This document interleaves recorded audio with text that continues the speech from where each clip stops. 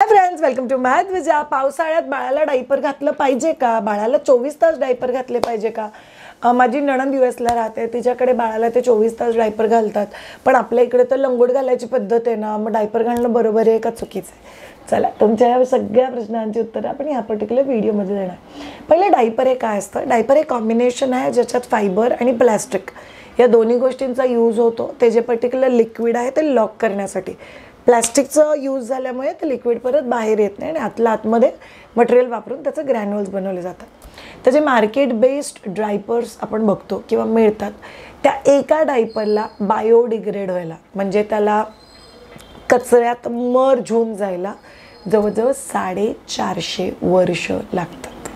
म्हणजे पहिली आणि महत्त्वाची गोष्ट जी तुम्ही स्वतःला विचारायची गरज आहे की काय मला माझ्या बाळाच्या मागे 450 वर्षासाठी कचरा सोडून जायचा आहे का? जर तुझं उत्तर हो असेल तरच तुला 24 तास डायपर वापरणं अलाउड आहे. नाही श्रेया, तसं मला नाही करायचं आहे. मग मी कोणतं डायपर वापरू? बायोडिग्रेडेबल डायपर वापरू शकता. बायोडिग्रेडेबल म्हणजे काय? बॅम्बू फॅब्रिकचे किंवा बॅम्बू फायबरचे बनलेले यूज अँड थ्रो डायपर मिळतात, ते तुम्ही वापरू शकता. ते 4 ते 4.5 महिन्यात बायोडिग्रेड होतात. थोडेसे कॉस्टली असतात ते आपल्या नॉर्मल डायपरपेक्षा, पण ॲटलिस्ट तुम्ही तेवढा कचरा तरी सोडून नाही जाणार. दुसरी महत्त्वाची गोष्ट, मग माझी नणंद जी यूएसला राहते ती 24 तास डायपर वापरते, मग आपण डायपर 24 तास वापरण्यात काय चुकीचं आहे? पहिली गोष्ट, त्यांच्याकडचे वेदर कंडिशन्स, त्यांच्याकडचे पल्युशन्स, त्यांच्याकडच्या ॲक्टिव्हिटी लेवल, ह्या सगळ्या गोष्टी जर तुम्ही समजल्या तर तुम्हाला कळेल की ॲक्च्युली काय गरज आहे. आपण लोक पंखे चालू ठेवतो, खिडकी दरवाजे ओपन ठेवतो आणि तसे राहतो.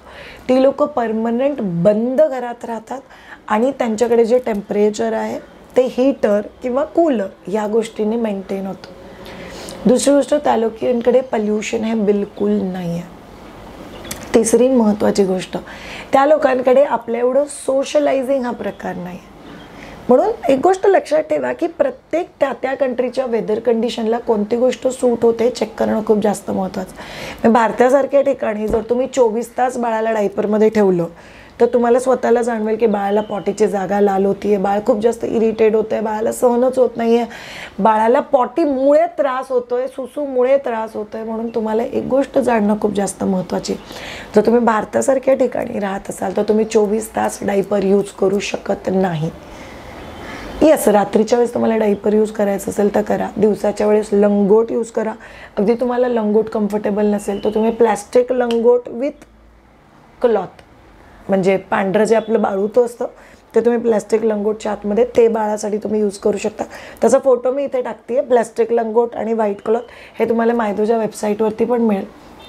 हे तुम्ही बाळासाठी वापरा, जेणेकरून प्रत्येक सुसूला अगदी सगळे कपडे ओले नाही होणार, त्याच्या आतमध्ये सुसू लॉक होईल आणि तुम्हाला ते खूप कम्फर्टेबली वापरता पण येईल. पुढची महत्त्वाची गोष्ट की डायपर 24 तास जर मला वापरायचंच असेल, माझ्याकडे काही ऑप्शनच नाही आहे, तर कोणत्या गोष्टी लक्षात ठेवायचं? जर तुम्हाला बाळासाठी डायपर 24 तास वापरायचं असेल तर बाळाचं डायपर हे दर 2 ते 4 तासानंतर, डिपेंड्स तुम्ही कोणतं डायपर घेताय, ते डायपर बदललं गेलं पाहिजे. प्रत्येक वेळेस 2दा डायपर बदलायच्या मध्ये जवळजवळ 15 ते 20 मिनिटासाठी ती जागा ओपन राहिली पाहिजे, म्हणजे एअरेटेड राहिली पाहिजे.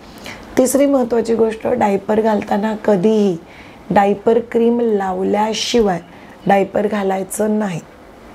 पुढची महत्त्वाची गोष्ट, बाळाला 24 तास डायपर जेव्हा तुम्ही घालता तर तुम्हाला एक गोष्ट लक्षात ठेवायची की पॉटी करता क्षणी तुम्हाला डायपर बदलणं खूप जास्त महत्त्वाचं आहे. जर खूप वेळ पॉटी त्या जागेवरती राहिली किंवा तुम्ही मिस केलं की बाबा पॉटी झाली होती आणि मी लक्षातच नाही आलं माझ्या की पॉटी झाली आणि ते डायपर तसंच राहिलं, त्याच्यामुळे बाळाच्या त्या अख्ख्या जागेला डायपर रॅश होऊ शकतो.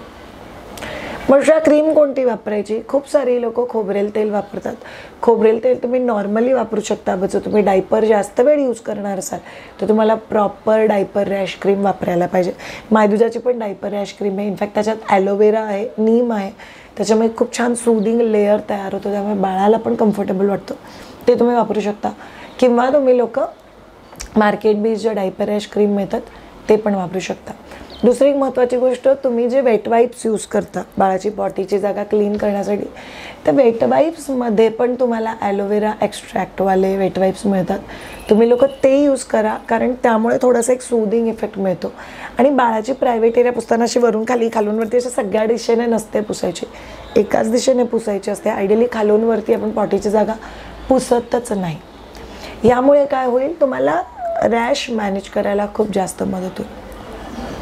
पुढची आणि महत्त्वाची गोष्ट जी तुम्हाला माहिती असली पाहिजे, बाळाची पॉटीची जागा जर लाल झाली किंवा बाळाला तिथे जर रॅश आली असेल तर तुम्हाला कंपल्सरी लक्षात ठेवायचं आहे की मग तुम्ही बाळाला 2 ते 3 दिवसासाठी डायपर घालू शकत नाही. इनफॅक्ट प्रत्येक सुसू किंवा पॉटीला तुमचं बाळ रडेल, कारण जेव्हा रॅश झालेली असते तेव्हा ती अख्खा भाग लाल असतो. आणि त्या विचार करा, तुम्हाला एका ठिकाणी जखम किंवा रॅश झाली आणि त्याच्यावरती जेव्हा पाणी लागतं किंवा पॉटी लागते जी ॲसिडिक असते, तुम्हाला किती जास्त जळजळ होईल. म्हणून तुमचं बाळ रडतं. म्हणून जर बाळाला डायपर रॅश झालेली असेल तर आपण म्हणतो की बाळाला पूर्णतः ओपन ठेवा, प्लेन कॉटनचे लंगोट घाला, प्रत्येक वेळेस सुसू पॉटी झाल्यानंतर तो भाग क्लीन करा, थोडंसं हवा देऊन थोडंसं ड्राय करा त्या भागावरती, आणि तिथे थोडंसं कोकोनट ऑइलचा लेअर तुम्ही लोक लावू शकता. त्यांनी बाळाला खूप जास्त सूदिंग इफेक्ट होतो आणि बाळाची जळजळ आणि रॅश पण बऱ्यापैकी कमी होतो. ह्या सगळ्या गोष्टी तुम्हाला लक्षात ठेवायच्या. पुढच्या महत्त्वाच्या गोष्टी तुम्हाला ज्या लक्षात ठेवणं खूप जास्त महत्त्वाचं आहे, डायपर हे कधीही टू मच टाईट किंवा छोट्या साईजचं नसलं पाहिजे. डायपर हे कधीही टू मच लूज नसलं पाहिजे, कारण दोन्ही गोष्टी तुम्हाला काम करणार नाही. दोन्ही गोष्टींमध्ये डायपर स्वतःचा पर्पजच सॉल्व करत नाही. तर डायपर टू मच टाईट असेल तर त्यांनी बाळाला लिटरली मार्क उठतात आणि बाळ अनकम्फर्टेबल व्हायला लागतं. आणि जर बाळाच्या डायपरच्या ठिकाणी तुम्हाला जाणवं की डायपर टू मच लूज आहे तर सुसू पॉटी सगळी लीक होणार, तर त्याचं बघणार. दुसरी गोष्ट, एकदा यूज केलेलं डायपर खराब झालंच नाही आहे, कोरडंच आहे म्हणून परत यूज करायचं नाही. एकदा डायपर प्रायव्हेट एरियाच्या जवळ लागलं की मग ते डायपर परत यूज करायचं नाही, ते काढून टाकायचं. तिसरी महत्त्वाची गोष्ट, डायपर आहे आयडियली वेल कम्फर्टेबल फिटमध्ये पाहिजे. म्हणजे जसं मी तुम्हाला नेहमी सांगते की डायपर हे कम्फर्टेबल फिटसाठी असं तुम्ही कसं सिलेक्ट करा. डायपर सिलेक्ट करताना त्याच्यावरती केजीज लिहिलेले असतात. तुमचं बाळ किती किलोचं आहे त्या अनुषंगाने तुम्ही डायपर यूज करा, त्याचं तुम्हाला खूप जास्त मदत होईल. त्या सगळ्या गोष्टी तुम्हाला लक्षात ठेवायच्या आहेत. जेव्हा तुमच्या मनात हा डाऊट येतो की डायपर यूज करू की नको करू, 24 तास डायपर वापरायचं आहे की नाही वापरायचं आहे, कोणता एक्झॅक्टली डायपर सिलेक्ट करायचा आहे आणि डायपर एक्झॅक्टली किती फ्रिक्वेन्सीला बदलायचं. जर तुम्हाला ह्या सगळ्या गोष्टी कळल्या असतील आणि तुम्हाला वाटलं असेल की हा व्हिडिओ तुमच्यासाठी महत्त्वाचा होता, तर चॅनलला नक्की सबस्क्राईब करा, लाईक करा आणि कमेंट बॉक्समध्ये लिहून आम्हाला नक्की कळवा तुम्हाला हा पर्टिक्युलर व्हिडिओ कसा वाटला. Have a great time, take care, bye bye.